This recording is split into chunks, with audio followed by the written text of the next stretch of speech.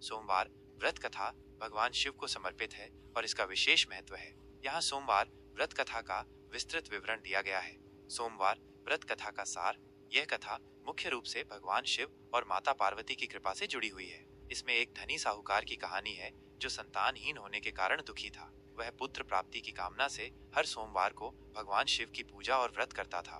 भगवान शिव और माता पार्वती उसकी भक्ति से प्रसन्न होकर उसे पुत्र का वरदान देते हैं। कथा में ये भी बताया जाता है कि कैसे भगवान शिव ने उस पुत्र को पुनर्जीवित किया। विस्तृत कथा। एक नगर में एक धनी साहूकार रहता था। उसके पास धन संपत्ति की कोई कमी नहीं थी, लेकिन उसे संतान का सुख प्राप्त नहीं था। पुत्र प्राप्ति की इच्छा से वह हर सोमवार को भगवान शिव की पूजा और व्रत करता था। उसकी भक्ति से प्रसन्न होकर माता पार्वती ने भगवान शिव से उसकी इच्छा पूरी करने का आग्रह किया।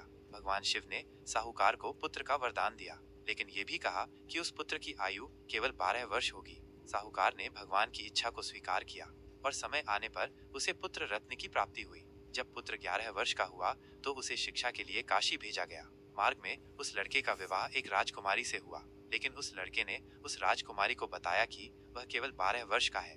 जब 12 वर्ष पूर्ण होने का समय आया तब भगवान शिव ने उस बालक को पुनर्जीवित किया। भगवान शिव की कृपा से लड़का लंबी आयु प्राप्त कर सका और सुखी जीवन व्यतीत किया। सोमवार व्रत का महत्व।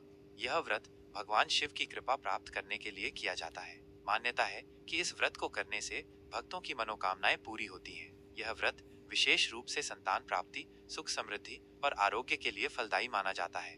सोमवार व्रत की विधि। सोमवार को प्रातःकाल स्नान करके स्वच्छ वस्त्र धारण करें। भगवान शिव और माता पार्वती की पूजा करें। शिवलिंग पर जल, दूध, बेलपत्र और फल अर्पित करें। सोमवार व्रत कथा का पाठ करें या सुने। दिन भर उपवास रखें और शाम को पूजा के बाद फलाहार करें।